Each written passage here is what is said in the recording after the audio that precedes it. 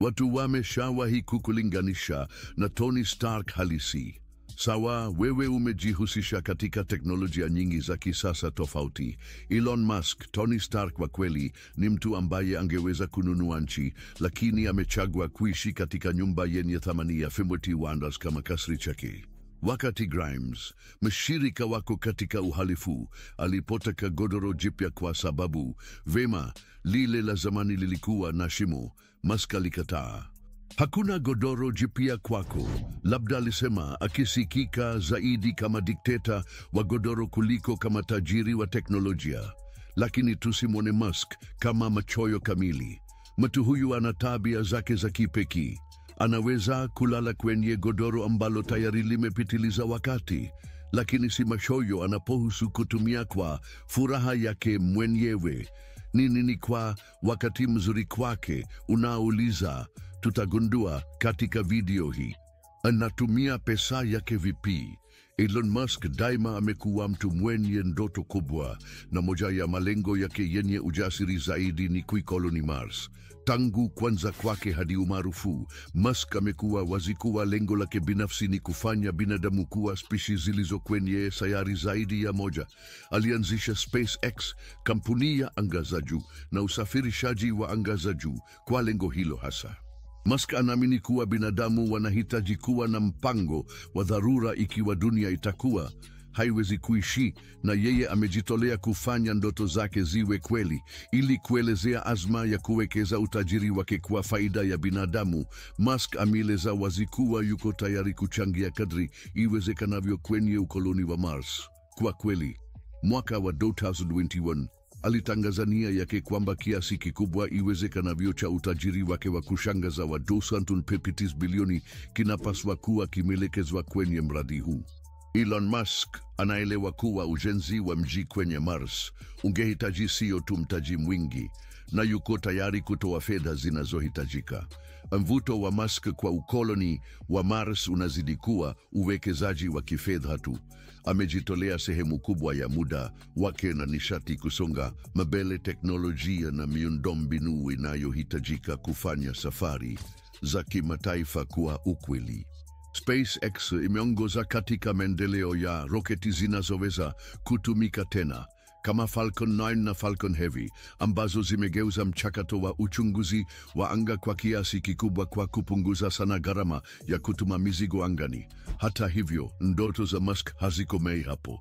Amefichua mipango ya Starship, chombo cha angani kinachoweza kutumika tena kabisa, kilichundwa kusafirisha binadamu na mizigo kwenda Mars na maeneo mengine katika mfumo wa jua. Starship imeundwa kama chombo cha angani kikubwa kinachoweza kusafirisha watu hadi Saturn na kutumika kama njia endelevu ya usafirishaji kati ya dunia na Mars. Ukuaji wa Musk kuelekea ukoloni wa Mars haujapita bila wakosoaji na wasioamini. Baadhi wanadai kwamba rasilimali na juhudi zinapaswa kuelekezwa kwa kutatua matatizo duniani badala ya kutafuta ukoloni wa kimataifa. Hata hivyo, Musk anaamini kwa nguvu kwamba kwa spishi anayeka katika sayari zaidi ni muhimu kwa kuishi kwa muda mrefu wa binadamu. Anatazama Mars kama mpango wa ziada, mpaka mpya ambapo binadamu wanaweza kustawi na kuendelea kuwa na mabadiliko. Katika utafutaji wa ukoloni wa Mars, Musk amefanya sadaka kubwa. Aliamua kutoa umiliki wa mali, ikiwa ni pamoja na mkusanyiko wake mkubwa wa mali, ili kuzingatia kwenye lengo lake. Uamuzi wa Musk wa kuuza mali yake ya kifahari ulivuta macho duniani kote. Mwaka wa $2,000 alinunua nyumba ya kifahari huko Bel Air, California, yenye thamani ya dola milioni 17. Nyumba hiyo ilikuwa na vipengele vya kupita kiasi, kama maktaba yenye ghorofa 2, ofisi, handaki la mvinyo, uwanja wa tenisi, vyumba 7 vya kulala na bafu 10. Wadakini, mnamo 2022, Musk alishtua kwa kutangaza kwamba hakuwa na makazi yoyote tena, kuonyesha uaminifu wake kwa makampuni yake na kuepuka kuchukuliwa kuwa mzalendo wa vitu. Aliviuza vile makazi yake 7 huko California kwa jumla ya dola milioni 100, na sasa anaishi katika nyumba ya kupanga ya kawaida kwa dola $5,000 huko Boca Chica, Texas. Elon Musk anatambulishwa kwa upendo wake kwa magari ya kipekee na nadra, lakini gari moja katika mkusanyiko wake linasimama: gari la ajabu la kutembea majini la James Bond. Mwaka wa 2000, Musk alivuta macho kwa kununua Lotus Esprit ya kutembea majini kutoka filamu ya James Bond 007, mpepelezi aliyenipenda, katika mnada kwa dola za Marekani za kushangaza $920,000. Gari hilo lenye utofauti limekuwa ishara moja kwa moja ya mtindo wa kipekee wa Musk na jitihada yake ya kuleta teknolojia ya baadaye katika ukweli. Lotus Esprit ya kutembea majini iliyotolewa katika filamu sio tu kifaa, bali ni chombo kamili kabisa cha kutembea majini kinachoweza kusafiri chini ya maji. Walakini ina ajabu yake, na ndani yake inaweza kujazwa na maji ikihitaji kwamba dereva atumie tanki la oksijeni kwa kupumua. Wakati Roger Moore, ambaye alicheza James Bond, alibaki kavu kabisa katika filamu, Musk alionyesha kusikitishwa kwake gari hilo kutoshindwa kugeuka kama katika filamu halisi. Akiwa mwaminifu kwa mawazo yake ya ubunifu, Musk alifichua mipango yake ya kuboresha gari hilo na injini ya umeme ya Tesla ili kufikia mabadiliko halisi. Hatua hii yenye msisimko inaonyesha azma ya Musk ya kuvuka mipaka ya teknolojia na kugeuza fiction kuwa ukweli. Ingawa mabadiliko yanaweza isiwe ya kustaajabisha kama kwenye skrini, mtazamo wa Musk kwa siku zijazo za usafirishaji unajidhihirisha kwa nia yake ya kuunganisha umeme na uwezo wa gari la chini ya maji. Kuwa na gari la kutembea majini la James Bond kunapita tu kuwa tatizo la kifahari kwake Musk. Inawakilisha uchangamfu wake kwa teknolojia ya hali ya juu na ahadi yake ya kuzidi mipaka.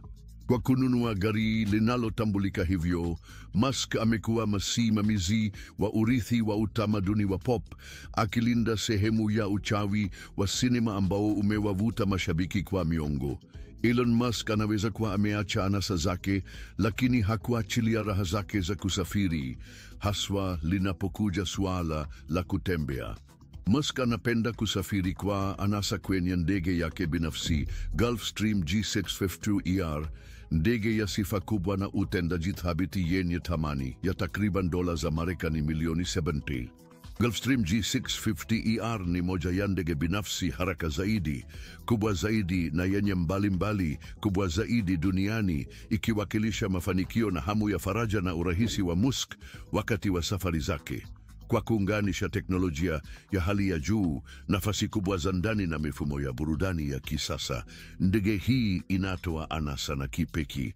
Licha ya juhudi za kuweka mipango yake ya safari kwa siri, safari za Musk kwenye ndege binafsi zimekuwa mada ya mjadala wa umma kutokana na matweets ya Jack Sweeney, mwanafunzi ambaye kwa bahati mbaya alifichua marudio ya safari za Musk hata na kuchelewesha wasaa Part. Kujitahidi kuhifadhi faragha yake, Musk alichukua hatua ya kuficha mahali pake kupitia mpango wa utawala wa ndege wa shirikisho.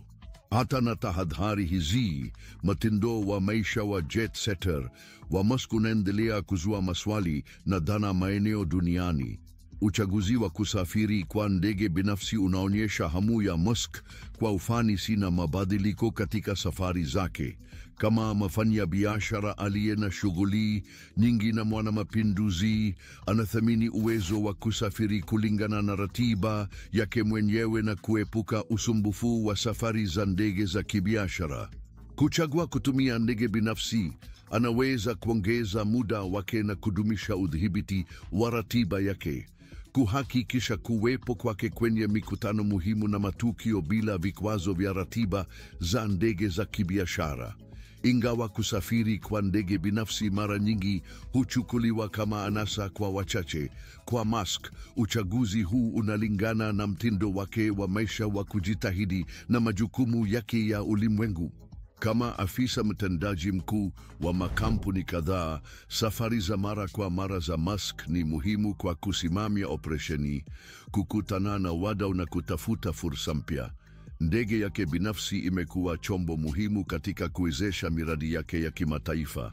Kutumia kupendeza kwake kwa magari ya kipekee na nadra, Musk anaendelea zaidi ya umiliki wa gari la kinakwenda majini la James Bond. Kupitia miaka, yeye ameendeleza mapenzi kwa magari ya kifahari kama vile anavyoona maono yake ya baadaye. Miongoni mwa magari ya kuvutia katika mkusanyiko wake ni Ford Model T ya mwaka wa 1920, ikisifika kama alama halisi ya magari ambayo yaligeuza tasnia ya magari. Gari hili la zamani linaakisi hayo mapenzi ya Musk kwa historia ya uhandisi wa magari na ni kumbukumbu ya asili ndogo za gari la kisasa. Upendo wa Musk kwa magari ya nadra na ya kipekee unadhihirika pia katika upendo wake kwa Jaguar E-Type Series 1 ya mwaka wa 1967, inayojulikana kwa muundo wake wa kifahari na utendaji wa nguvu. Gari hili maarufu linaashiria upendo wake kwa sanaa ya magari na juhudi yake ya kutafuta magari yanayochochea uzuri na matindo. Mkusanyiko wa magari ya Musk unazidi kuwa zaidi ya magari ya kale na nadra, ukijumuisha pia magari ya kiwango cha juu kama vile McLaren F1. Na mistari yake ya kifahari na kasi ya kushangaza, McLaren F1 ni mfano wa hamu ya Musk ya kujaribu uzoefu wa kusisimua wa kuendesha gari katika kilele chake. McLaren F1, ambayo ilikuwa inauzwa kwa 1 milioni wakati mpya, inaonyesha azimio la Musk katika kuwekeza katika magari yanayochokonya vikwazo vya kile kinachowezekana. Moja ya magari yaliyojulikana zaidi yanayohusishwa na Elon Musk ni Tesla Roadster yake ya mwaka wa 2010. Gari hili la kisasa la umeme lilipata umaarufu wa ulimwenguni pale Musk alipoamua kulituma angani kama sehemu ya majaribio ya Falcon Heavy ya SpaceX mwezi wa Februari 2018.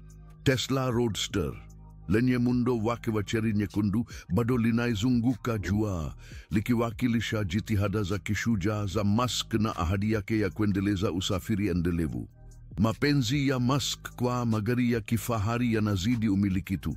Yeye amejihusisha kwa kina katika tasnia ya magari kupitia uongozi wake katika Tesla, kampuni ya magari ya umeme ambayo alisaidia kuanzisha. Chini ya uongozi wa Musk, Tesla imekuwa sawa na ubunifu na imebadili mtazamo wa magari ya umeme. Kupitia Tesla, Musk amedhihirisha azma yake ya kuharakisha mabadiliko kuelekea usafiri endelevu na kupunguza utegemezi wa kimataifa kwa mafuta ya kisukuku. Matarajio yake ya siku zijazo ambapo magari ya umeme yawe kawaida yalihamasisha wazalishaji wengine wa magari kuwekeza katika teknolojia ya magari ya umeme na kufungua njia kwa tasnia ya magari inayojali mazingira zaidi. Elon Musk si tu anatambuliwa kwa ubunifu wake wa kipekee, lakini pia kwa kujitoa kwake kwenye shughuli za kifedha. Kama mojawapo ya watu tajiri zaidi duniani, Musk amechangia kwa kiasi kikubwa katika matumizi mbalimbali ya hisani, akionyesha hamu yake ya kuiathiri jamii kwa njia chanya. Mwaka 2012, Musk aliungana na wafadhili wakubwa Warren Buffett na Bill Gates kwa kusaini azimio la kutoa. Azimio hilo linawakilisha azma ya Musk ya kutumia sehemu kubwa ya mali yake kwa shughuli za hisani wakati wa maisha yake. Moja ya michango ya hisani ya kipekee ya Musk ilikuwa ufadhili wa dola milioni 10 kwa taasisi ya Future of Life mwaka 2009. Taasisi hii inalenga kuhakikisha teknolojia ya ujasusi bandia inaendelezwa na kutumiwa kwa manufaa ya binadamu. Mbali na kusaidia taasisi ya Future of Life, Musk alianzisha shirika lake la hisani ambalo limepewa jina sahihi la Musk Foundation. Mwaka 2016 alidaiwa kutoa hisa za Tesla zenye thamani ya dola milioni 2.6 kwa shirika hili lenye lengo la kusaidia matumizi mbalimbali, ikiwa ni pamoja na uchunguzi wa nishati mbadala, elimu ya kisayansi na afya ya watoto. Licha ya juhudi za hisani za kuthaminiwa za Musk, ni muhimu kutambua kuwa hazijakosa utata. Mwaka 2019, uchunguzi wa The Guardian ulifunua kwamba Musk Foundation ilikuwa imechangia mamilioni ya dola kwa takriban taasisi za hisani kwa miongo miwili iliyopita. Hata hivyo, pia iligundulika kwamba kulikuwa na michango kwa shule ambayo watoto wa Musk walihudhuria, taasisi ya hisani iliyokuwa inasimamiwa na ndugu yake, na hata kikundi cha maandamano dhidi ya msongamano kwenye njia ya Musk kwenda SpaceX. Mbali na hayo, kilelezo kilichopokea ufadhili kutoka kwa msingi wa Musk kilishika moto kwenye tamasha la Burning Man la mwaka wa 2010. Ufunuo huu unachochea maswali kuhusu uwazi na migogoro inayoweza kutokea ndani ya msingi huu. Licha ya utata kuhusu baadhi ya misaada yake, Musk aliendelea kusaidia sababu mbalimbali. Mwaka wa 2014, Bloomberg iliripoti kuwa alifanya michango ya zaidi ya dola za Marekani milioni 4 kwa siri kwa Sierra Club, kikundi cha mazingira, kujibu majibu hasi baada ya michango yake ya zaidi ya dola za Marekani milioni 8 kwa wanasiasa wa Republican wakati huo. Msaada wa Musk kwa masuala ya mazingira unaendana na maono yake ya siku za usoni zenye ustawi na ahadi yake ya kupigana na mabadiliko ya hali ya hewa. Kwa kulinganisha matumizi yake na wengine matajiri, ni muhimu kuzingatia jinsi anavyotofautiana. Jeff Bezos, mwanzilishi wa Amazon na mmoja wa watu tajiri sana duniani, amefanya uwekezaji wa mali isiyohamishika na utuzi wa usafiri uliopitiliza unaodhihirisha utajiri wake mkubwa na mtindo wake wa kipekee. Jeff Bezos hachachui linapokuja suala la mali isiyohamishika. Anamiliki mali nyingi zilizotawanyika Marekani, kila moja ikiwa ya kifahari zaidi kuliko ile iliyotangulia. Moja ya mali zake ilionekana sana ni kilele cha upana wa kifahari huko Medina, Washington, inayojulikana kama jumba la Bezos. Ikiwa na zaidi ya futi za mraba 10,000, inatoa maoni mazuri ya ziwa Washington na vifaa vya kifahari kama eneo la kutua helikopta binafsi na nyumba kubwa ya kuhifadhia mimea iliyokadiriwa kwa dola za Marekani za 1.8 milioni. Zaidi ya hayo, Bezos anamiliki ghorofa ya kifahari huko New York iliyoko kwenye jengo la dalili la Fifth Avenue Dosotwala, ikiwa na sakafu 3 na maoni ya jiji. Makazi hayo ya kifahari yenye vitambaa vya hali ya juu yana thamani ya karibu dola za Marekani 8 milioni. Wakati wa usafirishaji, Jeff Bezos analeta anasa kwa viwango visivyowahi kuonekana na ndege yake binafsi ya Gulfstream G650ER, mojawapo ya za usoni na anasa zaidi duniani. Ndege hii ya kizazi kipya inaweza kutimiza kasi ya hadi Mach 0.925, ikifunika zaidi ya maili za nautiki sepihupansat na kuruhusu Bezos kusafiri kwa faraja na mtindo usioweza kushindwa. Gharama ya njia ya usafiri hii ya anasa si chini ya 65 milioni. Lakini chaguo la usafiri la Bezos halimalizi hapo, kwani miaka ya hivi karibuni amewelekeza maslahi yake kwa mpaka wa mwisho, anga za mbingu. Bezos, mwanzilishi wa Blue Origin, kampuni binafsi ya anga, ana lengo la kufanikisha safari za anga kwa kila mtu. Kupitia Blue Origin, Bezos amewekeza mamilioni katika maendeleo ya roketi na vyombo vya anga vinavyoweza kutumika tena. Lengo lake ni kuruhusu mamilioni ya watu kuishi na kufanya kazi angani, ikiwa ni pamoja na kutawala mwezi. Kupitia miradi yake ya ujasiri angani, Bezos anavuka vikwazo. Mwekezaji mwingine maarufu na mfadhili ni Warren Buffett. Licha ya utajiri wake mkubwa, anatambulika kwa mtindo wake wa maisha wa kuridhisha na kujitolea kwa ukarimu. Unyenyekevu wa Buffett ni maarufu. Ingawa ni mmoja wa tajiri zaidi duniani, anaendelea kuishi maisha ya wastani. Buffett bado anakaa nyumbani alinunua huko Omaha, Nebraska, kwa dola za Marekani 360 mnamo mwaka wa 1958. Nyumba ya limundo 6 futi za mraba ya kupakwa rangi ya mfinyanzi ambayo imekuwa ishara ya unyenyekevu wake. Buffett anaendelea kuwa na upendeleo wa vitu vya kawaida na tabia za matumizi ya pesa zenye maana. Ingawa ana bilioni, Buffett mara nyingi huonekana akifurahia kiamsha kinywa wa McDonald's, ambapo huchanga kiwango cha juu cha dola za Marekani 3.17 kwa kila mlo. Chaguo hili linaonyesha imani yake kwamba pesa inapaswa kutumika kwa hekima, ikionyesha kuwa milo rahisi zinaweza kuleta furaha. Dhamira yake kwa ukarimu ni ya kuhamasisha. Buffett ni mmoja wa wanzilishi wa azimio la kutoa, harakati ambazo zinawachochea mabilioni ya kutoa sehemu kubwa ya utajiri wao kwa sababu za kusaidia. Amezidi kujitolea kutoa zaidi ya 10% ya utajiri wake wakati wa maisha yake, na ameendelea kuwa mwaminifu kwa ahadi yake. Tangu mwaka wa 2006, Buffett amepitisha mabilioni ya dola kwa taasisi mbalimbali za kusaidia na mashirika ya kufadhili. Mchango wake mkubwa zaidi hadi sasa ulikuwa wa kustaajabisha 37 bilioni, ukiwasilishwa kama hisa za Berkshire Hathaway. Michango hiyo iliyojaa ukarimu imekuwa na athari kubwa katika jamii, ikiboresha maisha ya watu na jamii nyingi. Pamoja na michango yake kifedha, Buffett pia anashiriki kikamilifu katika miradi ya kufadhili. Anacheza jukumu kama mshauri wa Foundation Bill na Melinda Gates, akishirikiana na marafiki zake wa karibu. Bill na Melinda Gates kukabiliana na changamoto za ulimwengu kama umaskini, elimu na afya. Uaminifu wa Buffett kwa kufadhili imewavutia mabilioni ya wengine kuiga mfano wake, kuleta athari chanya ya mabadiliko. Bezos, Buffett na Musk wanatokea kama mifano yenye nguvu ya jinsi watu wenye utajiri mkubwa wanaweza kuchagua kuishi maisha yao na kuwa na athari chanya katika dunia. Mbinu zinazotofautiana wanavyotumia mabilioni yao zinaonyesha tofauti katika chaguo na thamani kati ya watu matajiri zaidi duniani. Sasa tutachunguza safari ya Elon Musk ya kukusanya utajiri wake.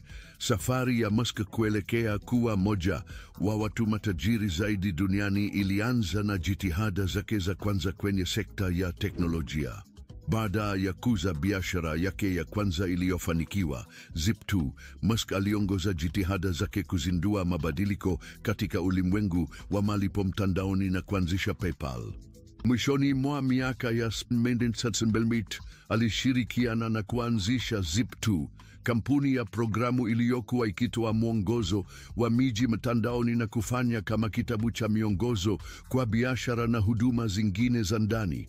Kwa msaada wa familia yake na wawekezaji kama Greg Corey, Zip2 ilipata umaarufu haraka katika sekta yenye mafanikio ya mtandao. Jukwaa la kampuni linalopendelea linafanya iwezekane kwa watumiaji kupata habari kuhusu makampuni, mikahawa na huduma zingine za ndani, ikigeuka kuwa rasilimali yenye thamani katika enzi ya kidijitali. Mafanikio ya Zip2 yalivuta usikivu wa Compaq, mtengenezaji wa kompyuta ambao ulitambua uwezo wa biashara ya Musk.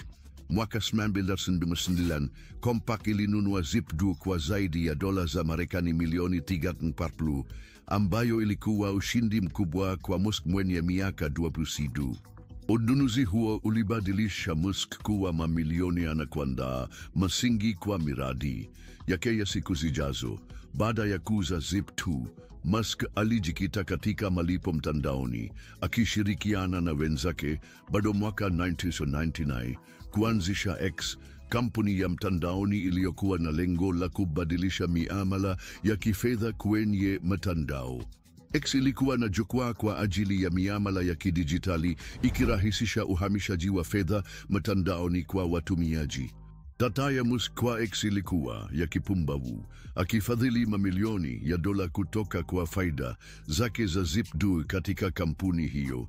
Ingawa awali wawekezaji walishuku uwezo wa Musk kuiongoza kampuni kama mkurugenzi mtendaji, kutokana na ujinga wake katika tasnia ya kifedha, azimio na ubunifu wa Musk vilipeleka X mbele. Mwezi Machi mwaka 2000, X ilijumuisha na mpinzani wake wa karibu, Confinity, ikisababisha kuzaliwa kwa PayPal. Chini ya uongozi wa Musk kama mkurugenzi mtendaji, PayPal ililenga kuchochea mfumo wa benki wa kawaida na kutoa jukwaa lenye nguvu na salama kwa malipo mtandaoni. Licha ya ukosoaji na shaka za mwanzo, lengo na maamuzi ya mkakati ya Musk yaliendesha mafanikio ya PayPal. Jukwaa hilo lilipata umaarufu haraka, likivutia zaidi ya wateja wapya 200,000 katika kipindi cha mwezi mmoja tu.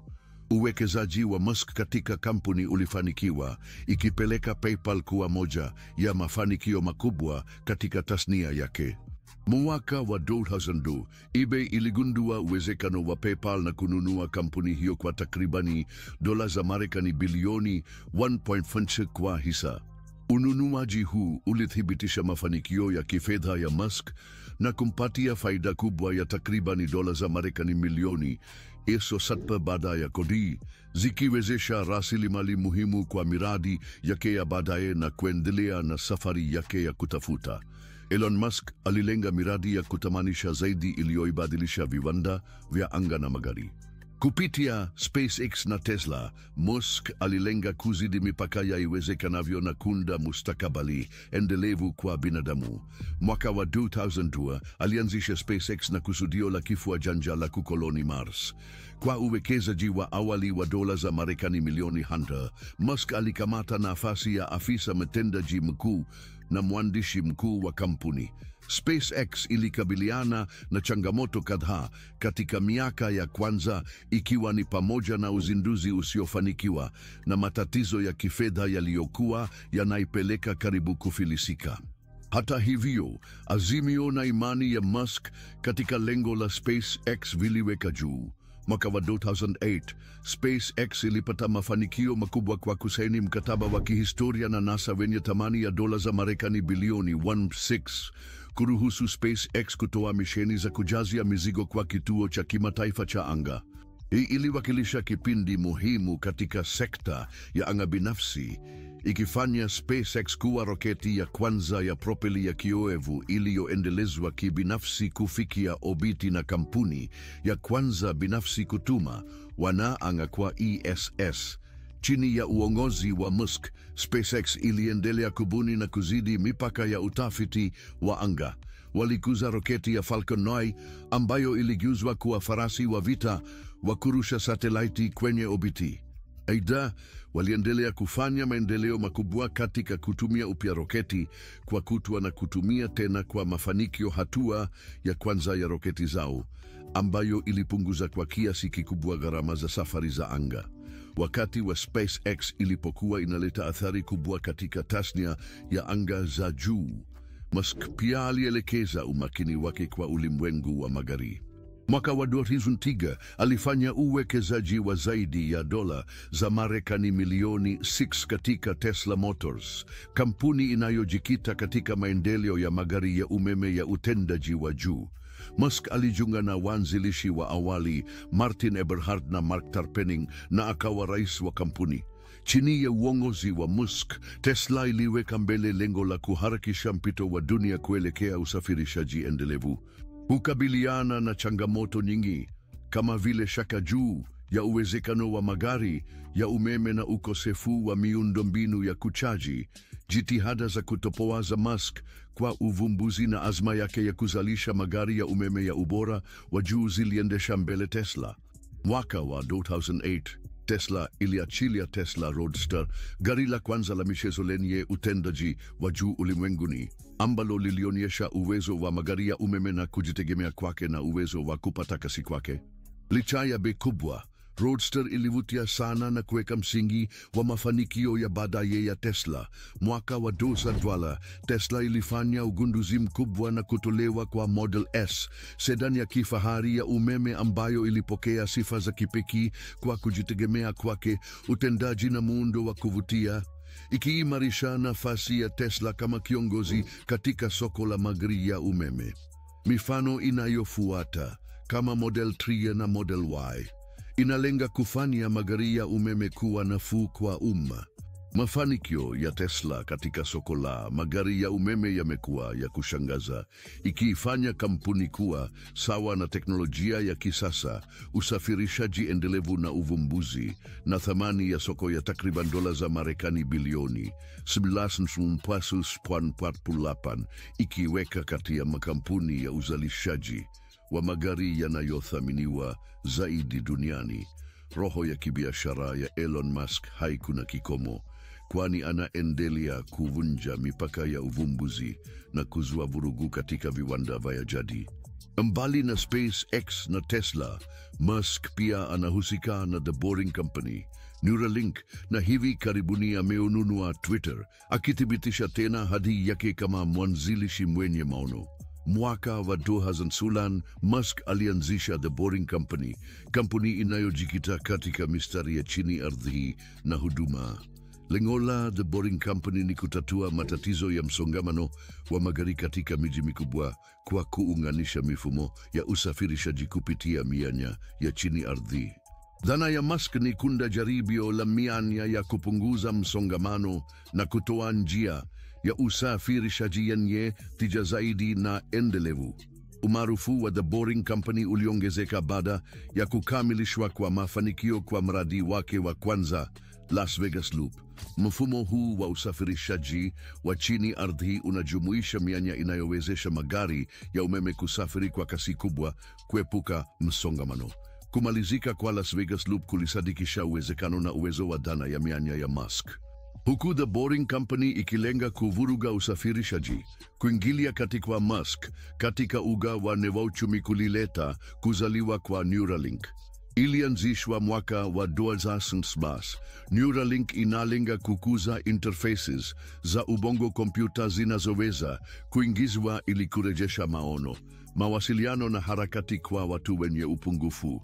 Azimio la Neuralink ni kuanzisha ushirikiano kati ya binadamu na akili bandia. Kupitia matumizi ya teknolojia za kisasa kama akili bandia na viyeyushaji, Neuralink inatafuta kuanzisha mawasiliano telepatiki kati ya mashine na binadamu. Uwezo wa kampuni wa kubadilisha dawa na kuboresha uwezo wa kibinadamu umepokea tahadhari kubwa.